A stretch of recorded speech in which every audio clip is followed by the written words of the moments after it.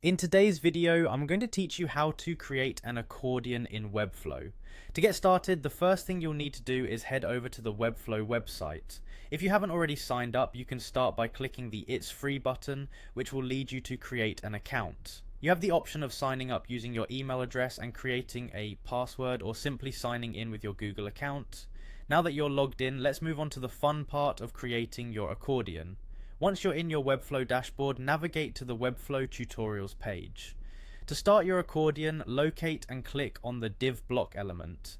Then you'll want to drag this div block into your workspace. This will be the foundation of your accordion. Next up, click on the text block element and rename it to something intuitive like accordion. This will help you keep track of the different sections and ensure everything is well organized within your project. Now that you've got your initial elements set up, it's time to add another div block. This will serve as the content container for your accordion.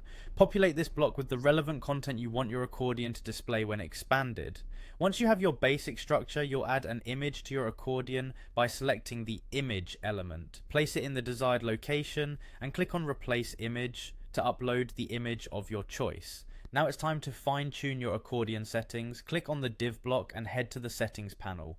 Adjust the settings until you're satisfied with the layout and functionality. After that, click on style and then back on the div block. Set the height to 0, enabling the accordion effect, where the content is hidden until expanded. Make sure to toggle the overflow control as well. With this groundwork laid, it's time to bring your accordion to life with interactions. Click on the text block, navigate to interactions, and select element trigger. There you'll choose to use a mouse click or tap as the trigger. Assign an action by choosing start an animation and find your accordion content to link the interaction. Before wrapping up, you can preview how your accordion looks by clicking on preview. Make sure everything functions smoothly and all the interactive elements perform as intended. Finally, after confirming everything is in place, click on publish and then publish to selected domains to make your accordion live. When you're all done, simply hit close.